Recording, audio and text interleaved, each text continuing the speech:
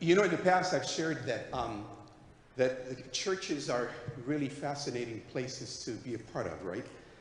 And I've shared some illustrations of the things that often occur on a Sunday morning or during the week at a church. Things like the pastor forgetting his notes and his soul. These are several of the ones that you've heard of, but new ones that I've come across of mistakes that occur in the bulletin. I see them all the time. And we try to avoid mistakes in our bulletins. Once in a while they slip along, and that's okay. There was a bulletin message that said one morning, the sermon this morning is Jesus walks on the water. The sermon tonight is searching for Jesus. And I love this one. I've got a couple more, but I'll skip it so I can get into my message and we can leave out of here in about 10 minutes. The associate minister unveiled the church's new tithing campaign, pledging campaign, with the following slogan: I upped my pledge, up yours.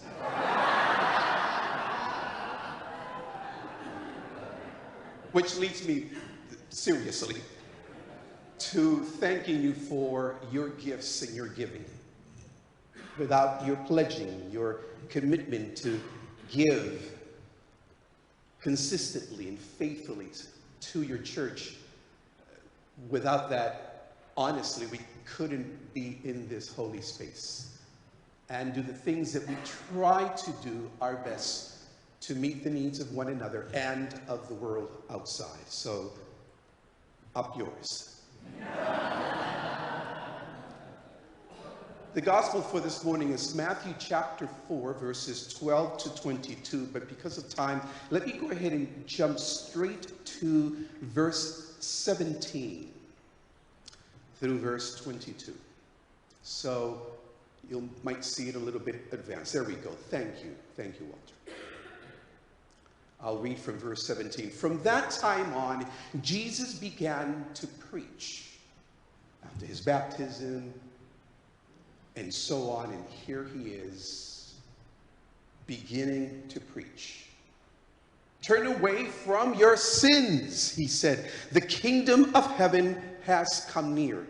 Now, the Matthean version of the Gospels always uses the phrase, even no matter how you translate it from the original Greek, koine, it's kingdom of heaven, whereas in Mark and Luke, it's kingdom of God. It's the same idea.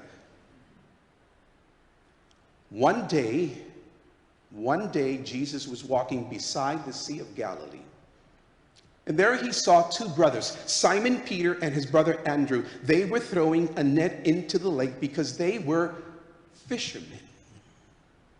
Come and follow me, Jesus said. I will send you out to fish for people. At once they left their nets. Hear the phrase. And once they left their nets and followed Jesus. Going on from there, he saw two other brothers. They were James, son of Zebedee, and his brother John. And they were in a boat because they were what? Fishermen. With their father Zebedee. As they were preparing their nets, Jesus called out to them, and right away they left the boat and their father and followed Jesus. Oh my Lord, 4 minutes to 11. We'll see what we can do. Now this morning, I want to just leave you with some insights on a theme that's been a passion of mine as a pastor for my 30 years in ministry, both in congregational ministry and in chaplaincy, military chaplaincy ministry. A passion of mine. And it's this whole idea of spirituality, but with an emphasis on Christian spirituality. Now, I'll begin by first acknowledging that all religions of the world have their own understanding of spirituality, in quotation marks.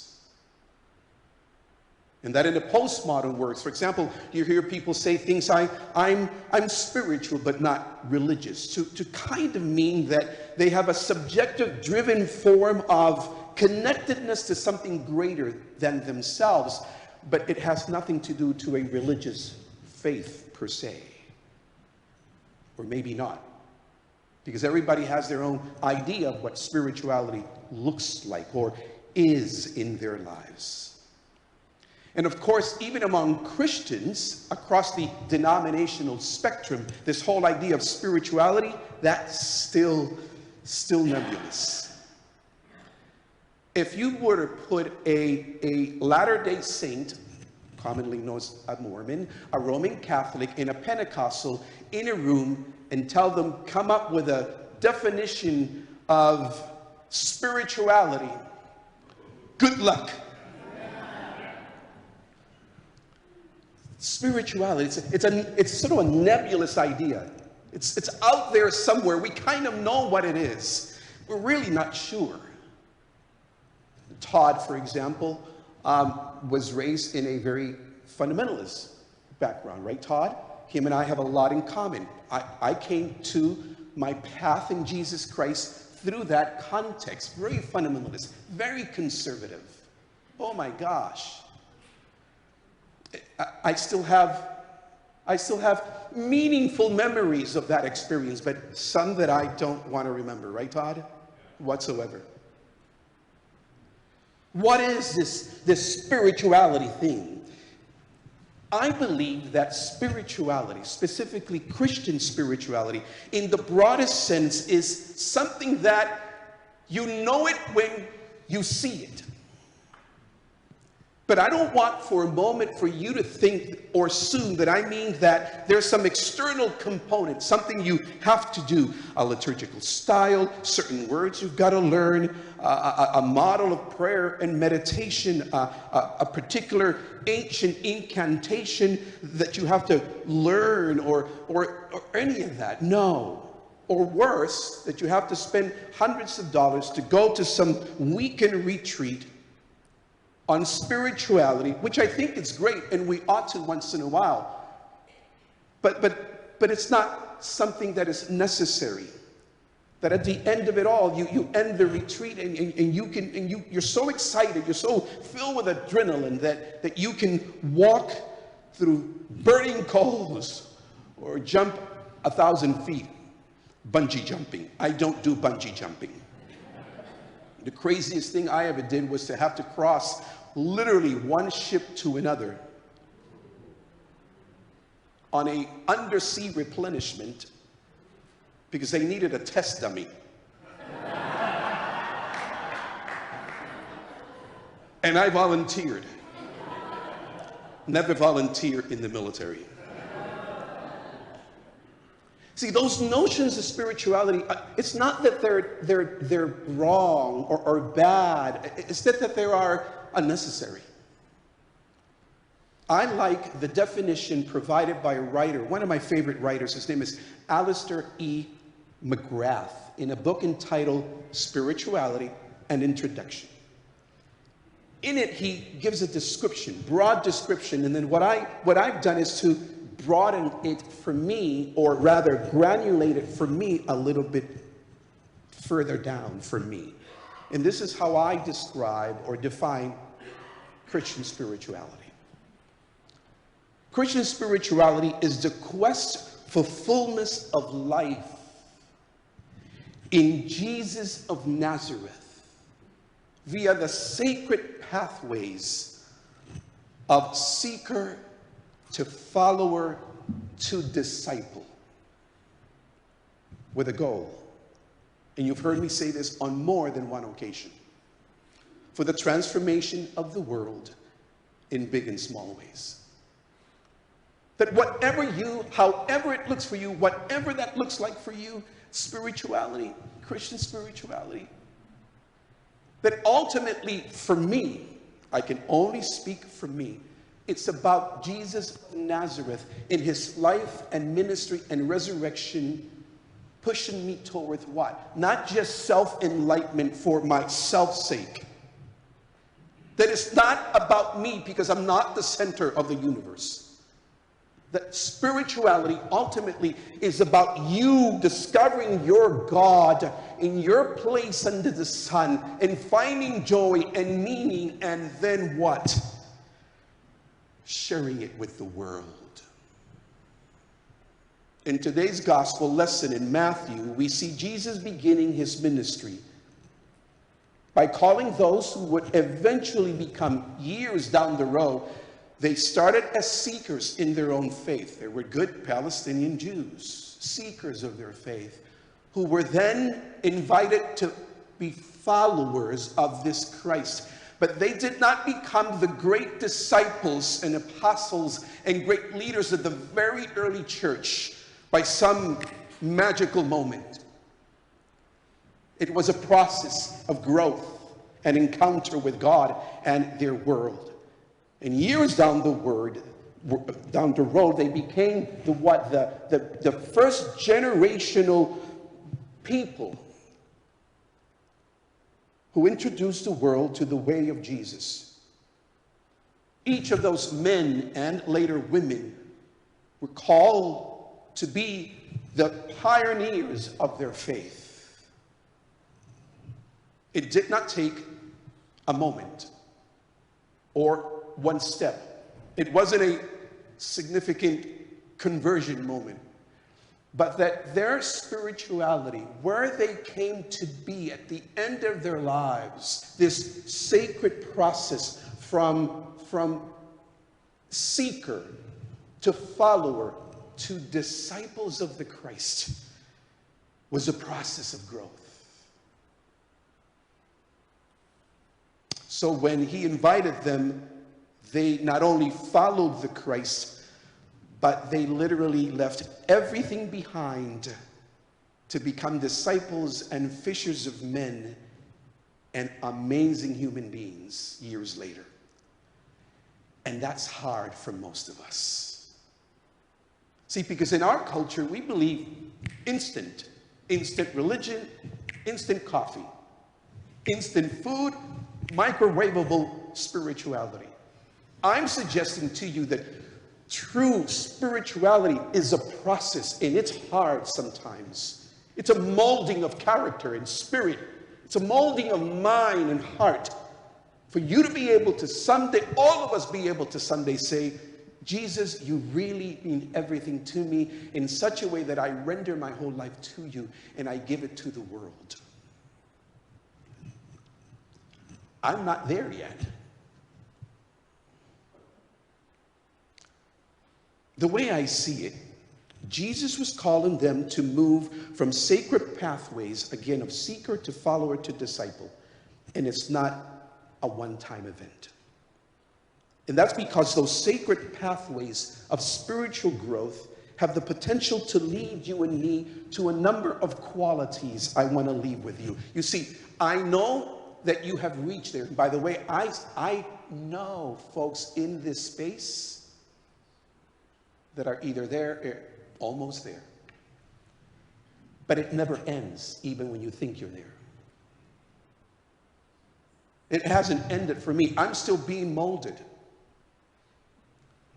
When I celebrate next May, my 65th birthday, I can't say, oh, I've become this great spiritual prophet of the world and I have found God.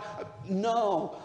Maybe the best thing we could say is I'm in the process of finding that God, discovering that God, that will of God for my life and fulfillment in my soul and the giving of my life to the world in some small way or another.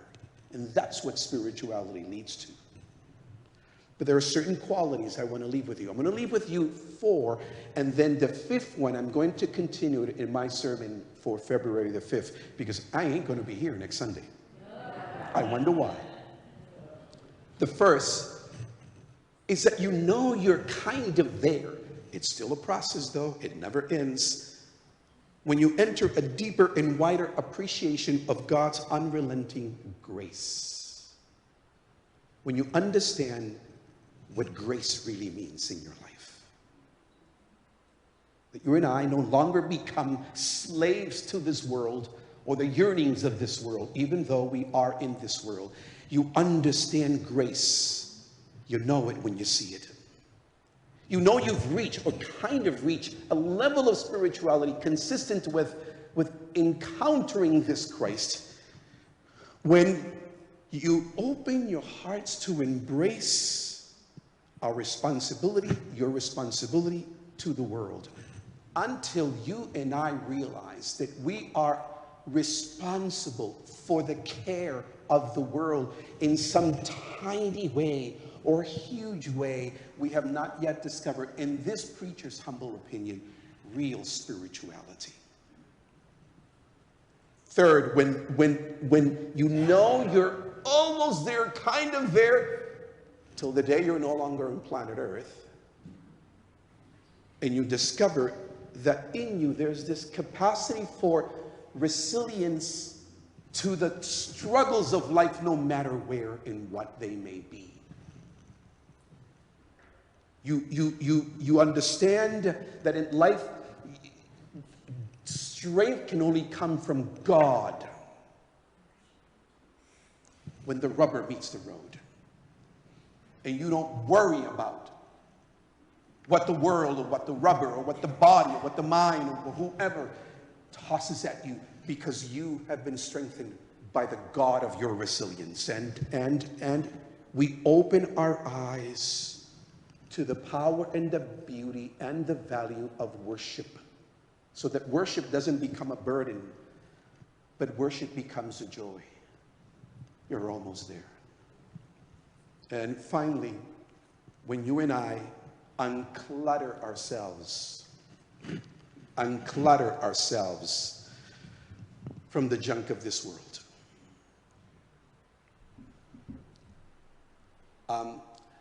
I'm a minimalist. I can do great with 2 pairs of pants, with 2 pairs of shoes, at least 3, 4, 5 pairs of socks, 2 shirts and 2 ties, and I can look just as cool as anybody else.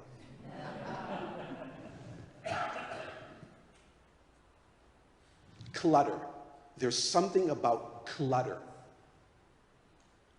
that impedes our capacity to reach that level of spirituality where you kind of know you're almost there, but not quite, because it never ends. Are you with me? Clutter. You get rid of the stuff that holds you back from God's perfect will for your life and my life. The clutter, the junk in our lives and in our homes. There is an industry, the storage industry, a multi-billion-dollar industry. I'm saying to myself, why? Clutter. And I literally mean the clutter in the stuff we have at home that we think we need, but we know we don't. We really do know we don't. And true spirituality leads you to the point where you get to acknowledge for the first time in your life that you don't need the clutter. I don't need the clutter. I need the freedom from the material possessions of this world. I need a car to get from point A to point B. I need a home with a roof so I can live comfortably. So the comfort is not evil, it's not bad. It's the junk that we add to the comfort zones that we create and the clutter that we accumulate. Get rid of the clutter, by golly. Well, I got more to say on that on February 5th. Before we end our time together, David is going to share in a beautiful prayer and words.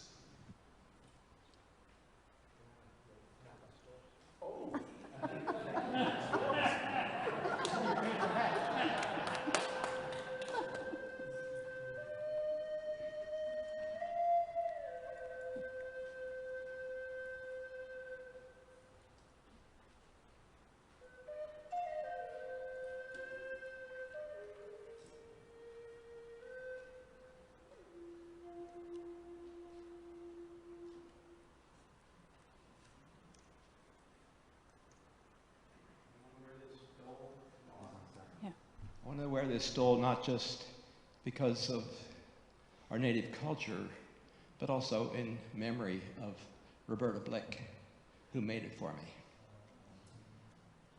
She shared with me one of the times I visited her, her love of that part of her which was Cherokee. And it's in that kind of memory that I remember her. I've fallen in love with a new translation called the First Nation version of the New Testament. I'm almost the whole way through it. I'm up to the book of Jude and have Revelation yet to do. And in that, there's a consistent phrase that refers to gatherings like this. It's called my sacred family. You are my sacred family. My brothers, my sisters. And it's because of that that I share with you this morning another phrase that appears in that translation from time to time that sort of expresses our feelings of pain. It's the phrase, my heart is on the ground. My heart is on the ground this morning because of a young woman by the name of Nabina Rose Braveheart. Say with me her name, please. Ravina Rose Braveheart. She's a 14-year-old, she was a 14-year-old Lakota young woman who with her friends was enjoying a day in Rapid City, South Dakota. I found out about her this past Thursday. Linda and I are part of the group that supports the Lakota Law Project. And every week I get numerous emails from them. But Lavina was sharing her time in Rapid City when a 27-year-old white man drove up and hit her, leaving her dead on the street. He fled in his car back to his house, washed his car, painted parts of it that were damaged to try and conceal it. But the police found him. He's been arrested. He will face a trial in February. And he's only being charged with hit and run with a possible 2 years in jail and or a $4,000 fine. No manslaughter, nothing more serious. And so the Lakota people are asking, is this justice? Or is this racism, as we see it in so many other ways in our world? It's yet to be determined. But I just wanted to lift her name up. And I want to do something else that they ask us to do. They ask us to pray. They ask us to pray for her family. And they ask us to pray for their people. Not just the Lakota people, but all the indigenous people, and all the suffering people, all the people who are disadvantaged. And even for those that, like that 27-year-old white man in his vehicle who hit her and killed her. So I'm going to ask you to spend a few moments praying with me in a fashion that indigenous people, particularly Native American, often followed. It's a three-step process that I will pray. And you can either remain seated or if you want to stand, I'm going to stand here and offer this prayer. So please join with me. We take our first step, O God, O Creator, Wankantanka, Yahweh. In this first step, we open ourselves.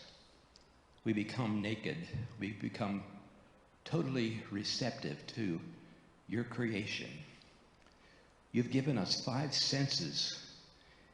And when we leave this carpet and step off of the concrete and macadam and stand on Mother Earth, open us to hear and to see, to smell, to taste, to feel that creation in the bird, in the bumblebee, in the rose, the flower, in what we taste, the smell of the lavender, all of that we touch, and that touches us, the wind that blows through our hair, the sun that shines upon us, even the cold. So we take that first step to be open. But then we take a second step. And that step is to shed all that which paralyzes us. The hatred, the rage, the pain, the disappointments, the fatigue, all those things that bear us down. We give them to you, O Creator. So in your hands, you know what to do with them better than we do. And as you give them back to us, may they become instruments with which we can move this world, that we can touch lives, and that we can be different followers of you, the Creator. And then we take that last step, that step that leads us out into that world that needs us, that calls for us to have an impact, to touch lives. So now, armed with both what we have experienced and will experience as we step onto your world, we go not alone, not just with each other, but also with you. Aho, let it be so. Amen.